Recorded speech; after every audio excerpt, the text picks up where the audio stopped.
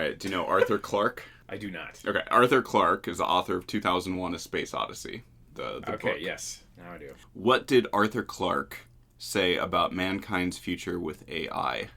So A, it will be the end of human existence, like nuclear fission, if we're not careful. B, it is a stepping stone to higher things. C, it will be good for taking out the trash, but it won't replace Beethoven or the Beatles. Ooh. Well, based on his movie, I would say it has to be A. But he was smart enough that he probably had a more nuanced view, so that makes me think it's C. It is B.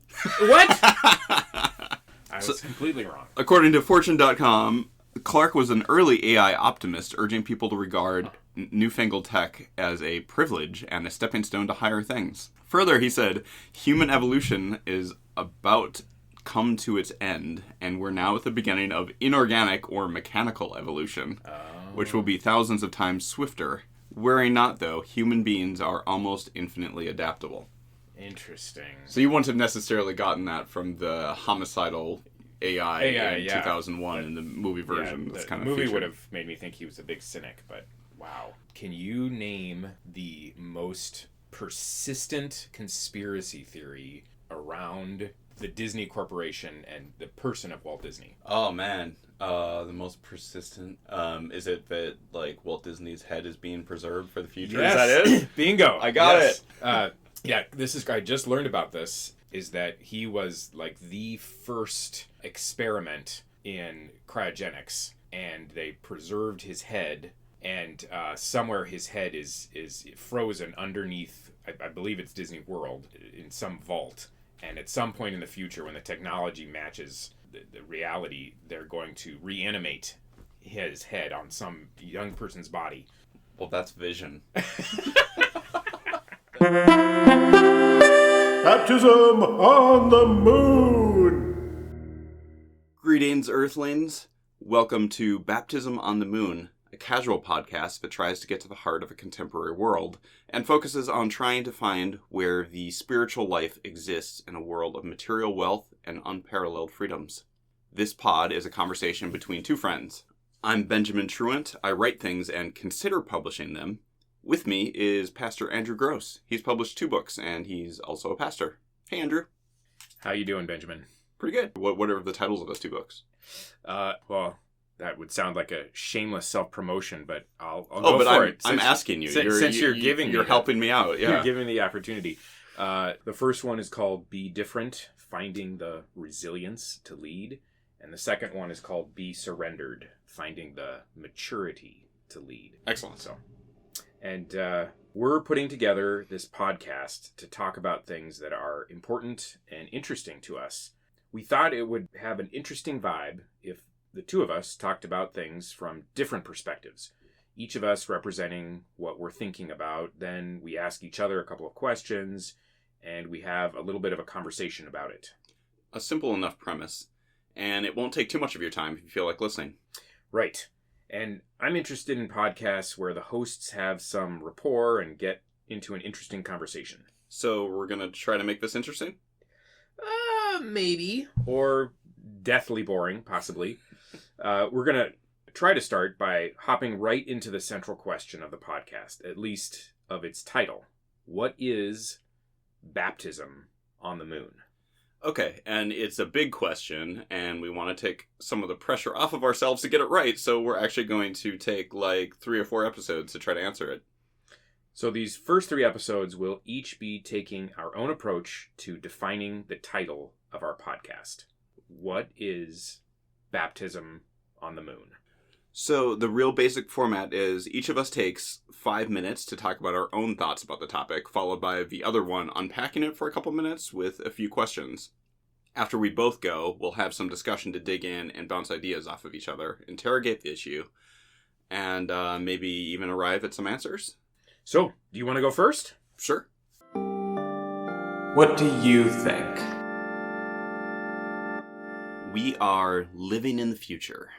There's a trope in television and cinema where characters visit something like a World's Fair or a technology expo of some kind that showcases what the future is going to look like. Then, at some point later in the story, we revisit the scene, and the expo has closed for years. The world has moved far beyond the enthusiasm of the fair, and what's left is the skeletal remains of the festival. Some broken down theme park rides, some decrepit animatronic robot butlers and gadgets and appliances which were supposed to have been invented to make life easier and better. And not only were they never actually invented, but the spray-painted plastic remains of the props make it look like the idea of the future was always flawed, childish, unrealistic. Usually, this scene is used to show the deterioration of a person or relationship. In the past, they were planning a wonderful life filled with fun domestic gadgets, but things turned out badly, and they're left with a sort of bitterness and emptiness that grossly resembles what they used to be so excited about. But what began as Technicolor optimism has turned to film noir. Disneyland is like this for me. In a good way, actually. Especially Epcot in Florida. Not just because I love Epcot, but more because I love what it was trying to be, originally. It was intended to become a living, breathing city of the future, complete with living spaces, workspaces, and, of course, replete with recreational opportunities for an entire family. It would be platted with a radial design with futuristic mass transit and easy access to all of life's needs and pleasures. There were limits to what even Walt Disney could accomplish in real life. A lot of limits, in fact, and after he died prematurely, Epcot was repurposed as another theme park. It's a good one, but it's a theme park. I like that you can still find traces of a techno-optimism in its themes and its attractions, though. Walt Disney was from a generation that won a world war and put America on top of the world, and liked to think that it had some really good ideas about what it could do with that power, too. Benevolent ideas about ending war, using nuclear power as a cheap energy source, ending world hunger, and living in outer space. A lot of them believed in some version of Keynesian economics, that work should have purpose, that recreation was a key ingredient in life, and self-actualization was an important thing to care about. Whatever they couldn't accomplish, maybe their uber-privileged kids would figure out, with all the free time they were going to have once work became optional. These ideas, like Walt Disney's, had real-world limits. Generations don't tend to prioritize the same things, and years later, you have TV stories that use the mid-century optimism as emblematic of a foolish optimism, the future that is a mockery of our present. You often have a different message entirely. You can't solve problems. You can only make yourself feel better about stuff, or maybe make your peace with it. In Baptism on the Moon, I'm thinking about how we're living in the future, for better or worse. We live in an era that was unthought of to previous generations, with problems unheard of, unconsidered by the wise and the learned of the early modern era, or the Middle Ages, or the classical era. And a lot of people don't think about how that's a problem now. What we do when we can't so readily look to the past for the beginning of a solution. Is it better to ignore all the progress and declare it all a sort of abomination? Live as best we can as Luddites and adhere to the sacred beliefs of tradition? How archaic are those traditions that tempt us anyway? Can we think about these things differently, rather, or in a better way if we embrace progress and live in a world that changes rapidly every generation? Can we form traditions and hold beliefs that will last through all these changes? Andrew and I are both Christians. There are a lot of traditions stretching back a long ways in Christianity. But a lot of people think those things need to be re-examined, while others think we need trenchant, literal faith that looks just like it did in 1780.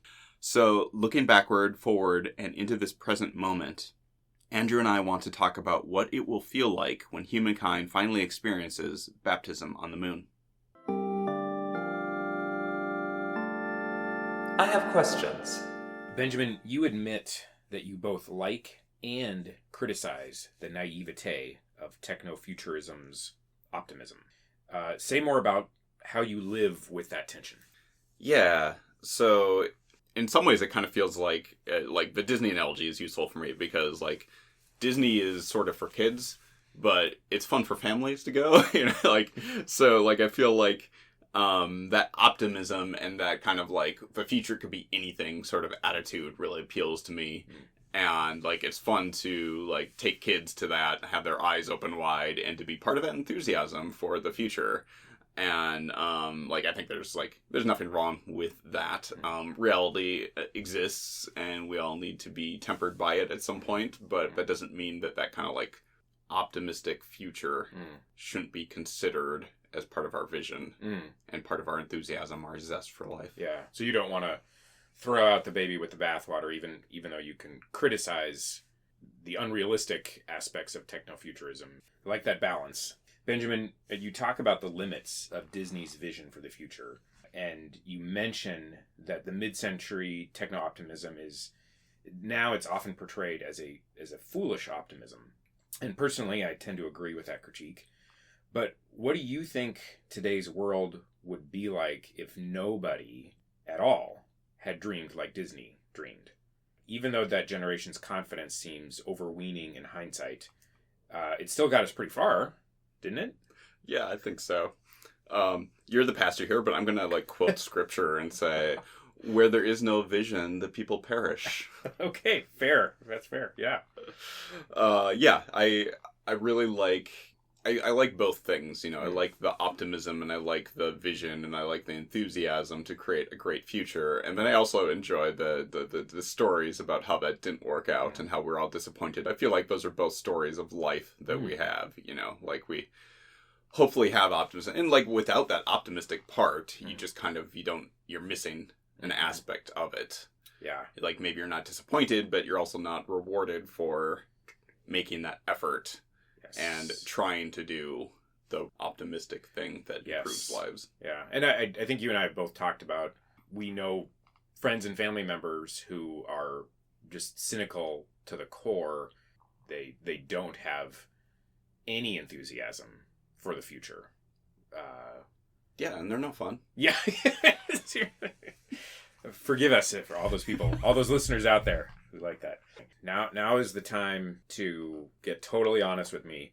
Are you basically a believer in techno-optimism? Or are you a cynic? Or are you something in between?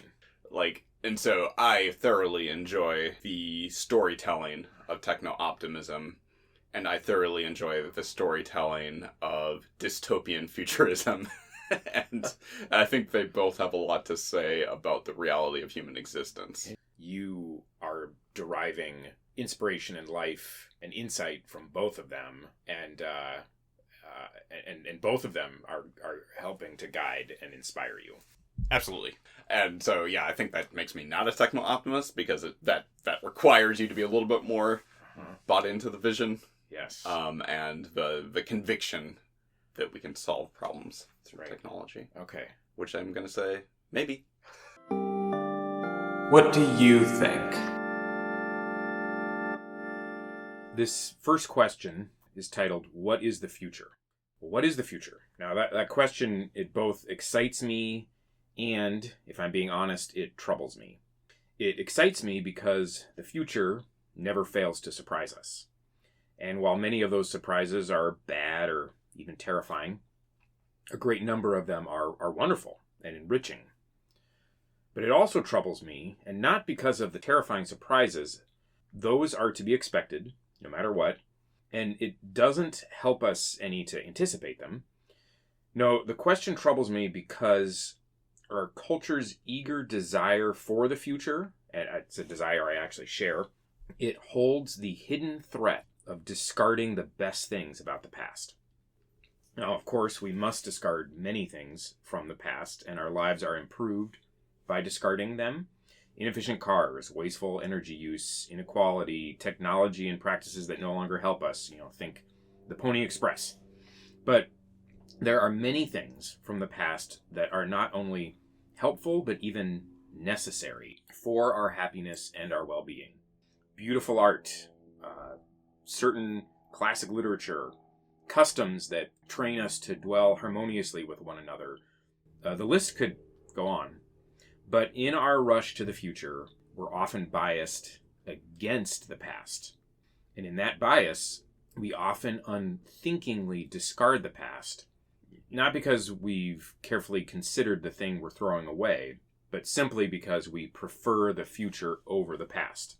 Indiscriminately. Irrationally sometimes even.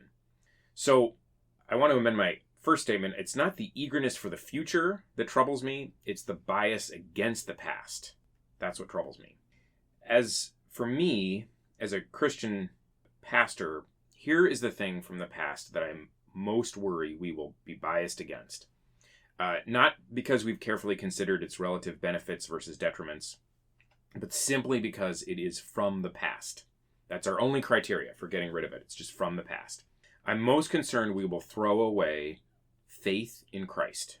And I hear this all the time from all kinds of people of all ages. Yeah, that belief is so old. That's so 18th century, or it's so 5th century, or that's so 1st century.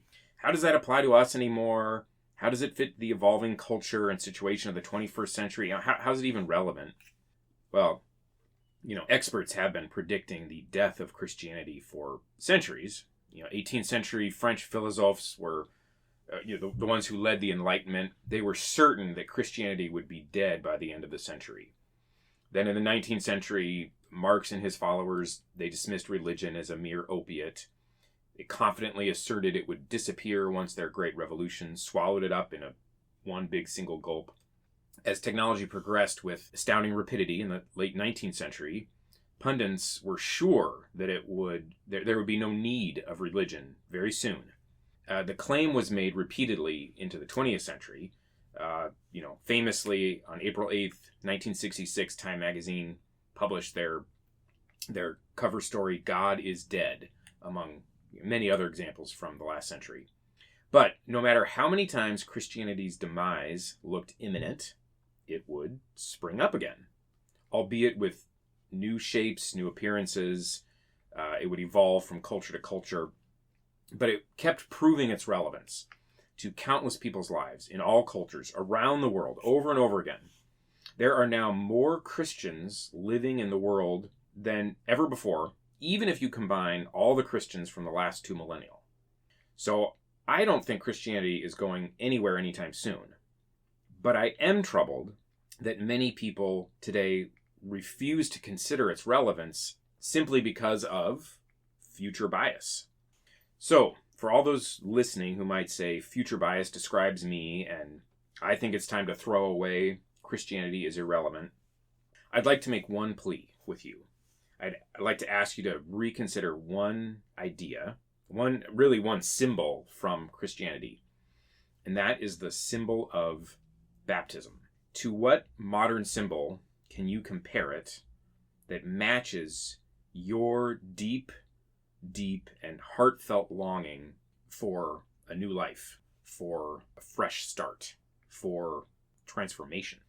I think this symbol is so relevant that I would even stake my life on the assertion that one day, no matter how far into the future we get, we will even baptize people when we end up living on the moon. I have questions. Okay, great. And my questions for you, to unpack that a little bit, at a basic level, could we categorize the attitude you're talking about here as chronological snobbery? Absolutely. Yeah, chronological snobbery. There's actually a formal logical fallacy. I believe it is called the fallacy of anachronistic bias. Anachronism, that's something from the past that's not relevant anymore. And it's this bias against the past just because it's the past. There are so many examples of things from the past that don't feel relevant at the moment, but upon consideration, you realize, that very well could be relevant. So it's actually illogical to say that doesn't apply to us anymore simply because it's the past. Now, there's other reasons, but it's not just because it's from the past. Now, when my kids accuse me of logical fallacy, they name a logical fallacy in Latin. So are you sure that's a real logical fallacy? It is a real logical fallacy. I don't know the Latin version of it, but I should ask my kids because, like yours, they would probably remember what that was called. All right. So I'm curious here. When people predict the end of Christianity, or talk about that in one way or another, what do you think they're actually predicting? Is it an end to faith? An end to the morality of Christianity? An end to organized religion? Spiritual interests? Are they predicting the end to power structures based on a cultural fidelity to a system of beliefs. Yeah. What do you think they're predicting there? I think all the above. I know that the French philosophes in the 18th century Enlightenment, I know they were eager to do away with the power structures of the church. This is mostly in France, and the view was that the church had too much power and control over government and society and all the aspects of our life. So I know that was some of it. I think Marx had more of in Marx's view was that human nature was going to change once all of the material conditions changed. His vision was that, once the external things change, then that'll automatically change who we are on the inside. And because of that, he thought that the need for spirituality, for meaning, the need would just simply disappear. So I think that's some of what's going on. When that famous Time magazine article came out in 1966, the God is dead. Yeah, God is dead. I think they were trying to name what was increasingly becoming clear. That whole decade of the 60s, secularism was really heating up. It was impacting things. Churches were growing empty. People who had grown up in the faith were abandoning it right and left. So they were trying to sort of capture this sense of growing secularism. And that the Beatles were bigger than Jesus. Yes, exactly. The Beatles are bigger than Jesus. I can't remember if it was one of the Beatles that said that, or I think that was John Lennon. Okay, John. Yeah, that's right. You're right. And when you're in the thick of that, the emotion of that feeling, it's easy to think Christianity is on its way out. Usually, whether it's Marx or the French philosophes or John Lennon, it's if you don't pull back and kind of get a historical perspective, it's going to be hard to remember that Christianity keeps growing and evolving. It keeps spreading around the world, and as it jumps from culture to culture, it keeps evolving, and the fancy word is contextualizing. It keeps contextualizing itself for the context it's going into. And so it's showed this remarkable 2,000-year-old endurance, this ability to endure, culture to culture, age to age, location to location, and of course the part of the conceit of the techno-optimism that we've mentioned is this idea that society is this linear. We're making this linear progression forward, and I think history has proven that rather than a straight line, we're kind of doing more of like a kind of a wandering in circles. Yeah, we're making certain progress in certain areas. It's undeniable that technology is more advanced now than it was 10 years ago, 100 years ago, 300 years ago. But that doesn't mean the human nature has changed like Marx thought it would. Marx was certain that human nature would change, and I don't think that's proven real. Let's pull this all together.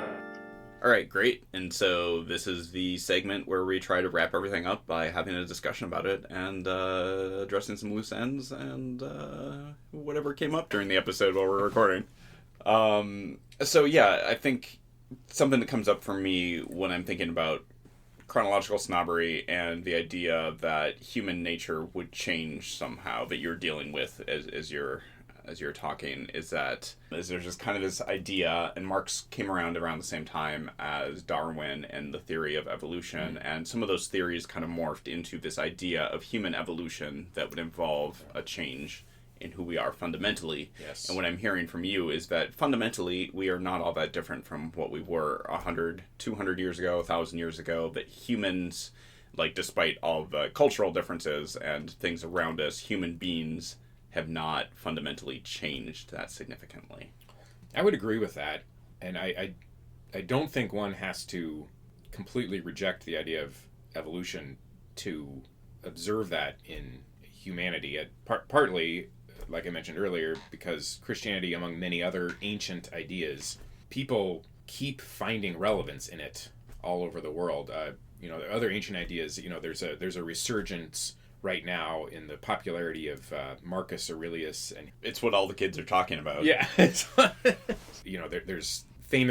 many famous ideas from the past that people keep finding relevant, and I think they still feel relevant. The ancient ideas are still proving of interest to us. And I think that is proof that we haven't evolved past the need for them. I liken this conceit that we are going to evolve out of the need for religion. I liken it to an addict when they keep thinking the next drug is going to solve their problem better than the previous one is. So they might say, yeah, maybe alcohol left me shattered and disillusioned, but if I try cannabis, that's going to solve my problems. And then a few years later, well, cannabis didn't. It left me kind of shattered and disillusioned, but maybe ecstasy will solve my problems. And there's this ongoing fantasy that this next thing is going to solve my problem. And I feel like we're that way with technology to some extent. We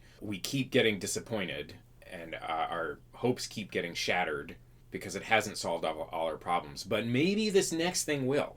Maybe this next big thing is going to solve it all for us. I think those two things are pretty parallel. But what do you think? Do you find techno-optimism to be a harmless distraction that sometimes gives us some hope, inspires some creativity, or do you find that it is a fundamentally deceptive fantasy? Yeah, like I think it's tough for me to be too harsh of a critic of techno-optimism, partly because I don't feel like it's easy to get taken away with it as a society. Oh. I feel like some of the things we've talked about have been maybe demonstrated that, but if you think about like Silicon Valley in the past several years, it's easy for people to sour on dreams of the future that way, and maybe the souring is partly indicative of their getting taken away with it too much or having too much faith in it.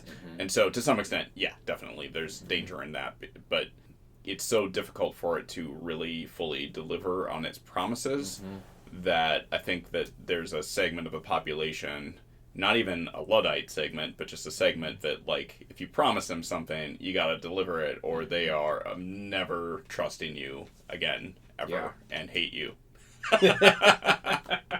And it's difficult to kind of like keep delivering on those promises consistently in such a way that it almost feels like I don't want to spend any energy against techno-optimism because like it proves its own optimism fallacy. At least. Like it feels like at least that's a vision of a future that we're trying to do something good there. I fully agree with you on the idea that like discarding things that are good is a terrible idea.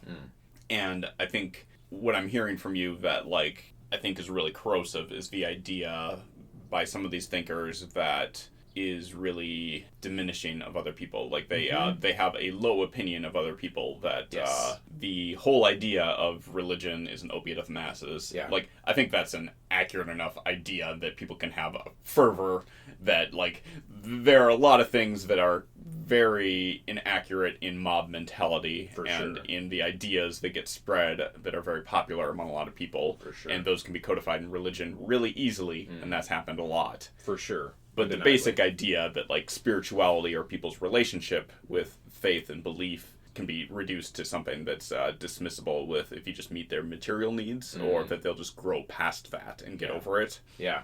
I think that's a fallacy. I don't think that's correct. I think that we don't understand enough about either human nature or the supernatural, being that it's the supernatural and we cannot measure it. We don't understand it fully. I believe it exists. And, like, I feel like our admission that we don't understand the fabric of reality in a way that's measurable by science is a good enough reason not to set aside things that are not scientific. Oh, in many ways. Yes. And I feel like maybe I'm moving into better conversation for a future time. But there are things that we have thought about and considered and cared about in the history of humanity that continue to be worth thinking about, worth considering, and worth putting into the mix of things that we care about. And I think that human history has shown that over time. That's good. That we turn back to old ideas even if we reframe them within our new understanding and our contemporary understanding. Yeah. I'm curious, Benjamin, that makes me wonder about this question. I find that our culture today seems to vacillate to the extremes of either the diluted opiate of techno-optimism or the extreme cynicism of throwing it all away. Yeah, like how maybe 10 years ago, a vast majority of people were super excited about Silicon Valley and social media and the ideas that these all the promises. That they were going to connect people in new ways and that was going to be a positive, and that's what we focused on. And now it's very hard to find people who are really happy about social media or really optimistic about the ideas of Silicon Valley in that way. Today, there's so much research and so many fingers pointing to social media as a direct cause of mental health challenges, especially among youth. Right. The people who were warning of that 20 years ago, 15 years ago, were dismissed out of hand as ridiculous naysayers. Well, now we finally have all this research to reveal the dangers are real, and we're living in this mental health crisis situation. So the unbridled enthusiasm of 15 to 10 years ago now strikes us as silly. That's just one example. Is there a way we could have embraced the new technology with hope and optimism and have been careful at the same time? Yeah, that's a good question. It's interesting to think about because, like, I do feel like there were a lot of attitudes that pushed back even when it was in its ascendancy. I think when we think about the future, there's a lack of understanding of what it will actually be like, what the real problems are going to be. Good point. What, all the unintended consequences are truly unintended. Right. Unintended, unimagined. Unimagined. Yeah. I feel like attention deficit and things like that weren't foremost on my mind when it came to social media, even though they could have been. Like the idea that MTV was going to disrupt the brains of our generation didn't exactly come to fruition, maybe. And so, like, it felt like this was the same sort of hollow warning that social media and YouTube clips and things were going to erode the attention span of this generation. Like, I feel like it has actually reprogrammed or short-circuited people's attention span to some extent, where I hear, like, kids don't have the attention span to watch Mr. Rogers anymore. They have to watch Daniel Tiger or whatever the current version is, or something less meaningful or whatever. Like, there's just not the patience for that, and that some of that is because of reliant on, like, a YouTube sort of entertainment clip, that things happen fast, it engages the senses, overstimulates the senses, maybe. But, like, these things, it's hard to say how to temper the expectations of a whole culture or a society properly. It feels like kind of the idea that we have to have some sort of boom and bust cycle for these things to work. Oh, because, like, the boom and bust is, like, it's part of the very nature of how things work. Like, how do you say, like, listen to the Cassandras of the culture, you know, the ones who are, you know, like, which Cassandra should you listen to? Because there are people who have very ill-founded ideas about what's going to be wrong, and they might be wrong, you know, like, and others might be right. And so, like, just to say the entire society should be more judicious, I think is always going to be true, but difficult to realize and difficult to actually actualize, you know, like, to some extent we have to build in a certain ability to accept failure of vision and mistakes that come along the way. That excellent. Some things are just going to fall apart, and we need to accept that as part of it. I love your MTV example, because you're right. I remember as a teenager all the warnings about how this was not just going to rot our brains, it was going to destroy our souls and ruin our entire culture. And I guess maybe the jury's still out on that. But it wasn't the tidal wave of darkness and evil that was anticipated. And you know, interesting you brought up Keynesian economics before, and my understanding of that is that was a whole system put in place to prevent the booms and the busts of the economic cycles, and part of why we haven't had as drastic and dramatic of a depression as we had in the 30s, even though there's been plenty of opportunities for that to happen, is we have learned to just we've accepted the fact that economics is a roller coaster, and maybe ideas about technology are too, and maybe it's okay to ride the ups knowing that it's going to come down, and ride the downs knowing that it's going to go up again. Yeah, that's a really interesting analogy, and Keynesian economics kind of, like, has been used to make the roller coaster not as dramatic for everyone, to kind of put a floor under something so you don't entirely crash. I think that's maybe there's something to be learned in there where it's like you tolerate to some extent the market booms and busts or things that happen in life, but you figure out how to address them at a level where they're not catastrophic or terrible for whole segments of the population. Yeah. And to use Keynesian economics the way that I'm thinking about it, where it's like concern about the individuals and the self-actualization of people. There's some attention given to people actually being able to focus on what's best for them, for their lives to not be kind of like cogs in a machine, so much as being able to enjoy the fruits of their labor, or to just, more to the point, to have an economic system that is focused around human good. Economic system that is supposed to address the human equation, so that when you have suffering, you limit that suffering. Yeah. When you have the potential for suffering, you find ways to keep that from happening. And when you have success, you find ways to share that success. Yes. And so with technology, maybe you find ways, whatever the issues might be with that, you find ways to curtail that. Yes. And you care about the human equation there, not the bottom line, not the success, but you care about the human toll. And you have policies that are adjusted for the people involved and for the needs of the people. Well said. Which I want to just take us back to this, let that take us back to this idea of baptism. And this will be for future podcasts, but I think when we're talking about the human toll, the human benefit, this is part of why I find the symbol of baptism so helpful and so important, is that I think it has relevance that in my worry that we're going to throw out the baby with the bathwater, we're going to throw out, in our bias against the past, we're going to throw out the ancient symbols.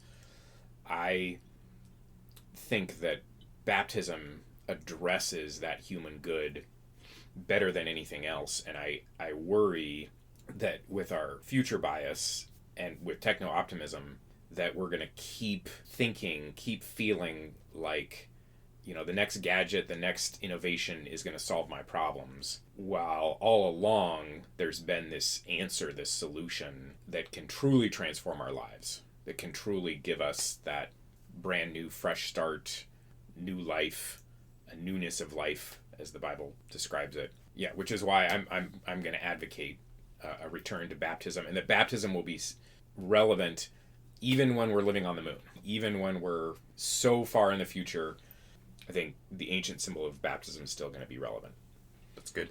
And good to bring it back to kind of our core idea here of this episode, which I think is like, when do we get to the future? For one thing, we have been to the moon. We potentially could exist there if we put all of our resources into it. But in imagining what the future looks like, it often has a lot to do with what our current situation is. Like, if we're going to get to a future, we have to move toward that. Yeah. And I think something that we're both talking about here is that our current time is important regardless, and our current lives. And our current lives aren't terribly different from what they were in the past in a lot of ways, human existence. And they shouldn't be terribly different from what is in the future. Like, we're still going to have humans who are, in many ways, a lot like we are then. And so throughout all of these changes, the human existence is still there. And we have to continue to care about that all the things. Yes, the humans and our needs, our spiritual, including our spiritual needs, which is something that, for whatever reason, often gets kind of set aside. Yes. And a lot of the philosophies and ideas that we're talking about here. Right. And even, no matter how far into the future we get, no matter how revolutionary and transformative our technology becomes, we're still going to have to care about the humans who are there in the future. And technology and faith still have to serve the humans versus the other way around. So with all that in mind, as we continue to talk about baptism on the moon, next episode, what are you going to focus on?